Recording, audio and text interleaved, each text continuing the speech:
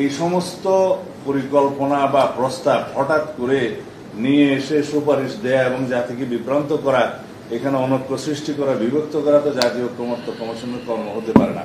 এটাই তো জুলাই জাতীয় সনদ।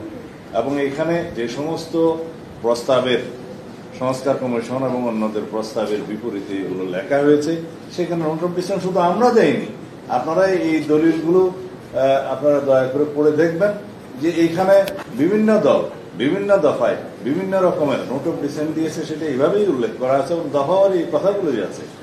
তা এখন আমাদের প্রশ্ন হলো, জুলাই জাতীয় সনদ বাস্তবায়নের জন্য কি এই সনদটা অন্তর্ভুক্ত করা উচিত ছিল না জাতীয় ঐক্যমত্য কমিশনের সুপারিশে?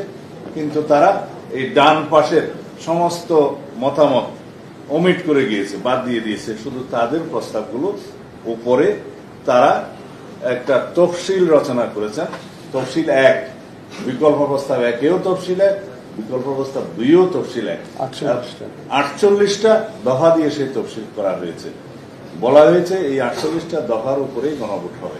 এখানে কে কি মতামত সনদে উল্লেখ করা হলো, কিভাবে সম্মত হলো, কিছুই উল্লেখ করা হয়নি।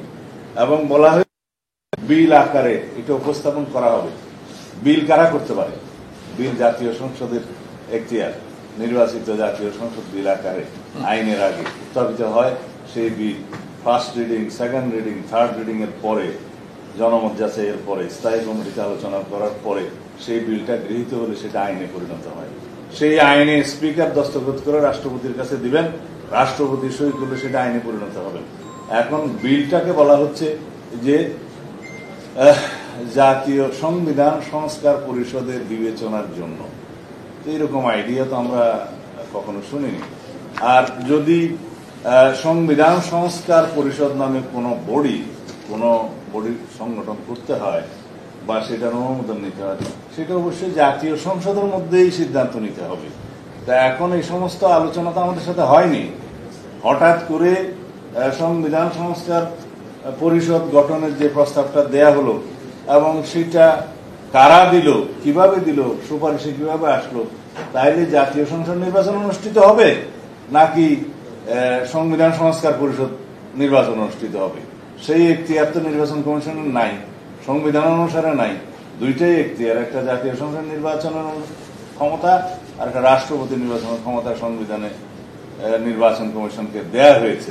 তো সেই ক্ষেত্রে এই সমস্ত পরিকল্পনা বা প্রস্তাব হঠাৎ করে নিয়ে এসে সুপারিশ দেয়া এবং জাতিকে বিভ্রান্ত করা, এখানে অনৈক্য সৃষ্টি করা, বিভক্ত করা তো জাতীয় ঐক্যমত্য কমিশনের কর্ম হতে পারে না। সেই জন্য আমরা বলেছি জাতীয় ঐক্যমত্য কমিশন গঠিত হয়েছিল সকল রাজনৈতিক দলের সাথে আলোচনা করে ঐক্যমত্য সৃষ্টি করা জাতির মধ্যে, অনৈক্য নয়। এখন দেখতে পাচ্ছি আমরা অনৈক্য সৃষ্টি করছে, বিভক্তি সৃষ্টি করছে। সেটার কোনো উদ্দেশ্য আছে কিনা আমরা জানি না। তা আমরা আশা করি সংবিধানের বিভিন্ন সুস্পষ্ট নির্দেশনা অনুসারে জাতীয় ঐক্যমত্য কমিশনের গৃহীত সকল ঐক্যমতের ভিত্তিতে সকল সনদ যেটা গঠিত হয়েছে প্রস্তাব অনুসারে আমরা যেভাবে সম্মত হয়েছি সেইভাবেই আমরা এই জাতীয় জুলাই সনদ বাস্তবায়নের জন্য অঙ্গীকারাবদ্ধ।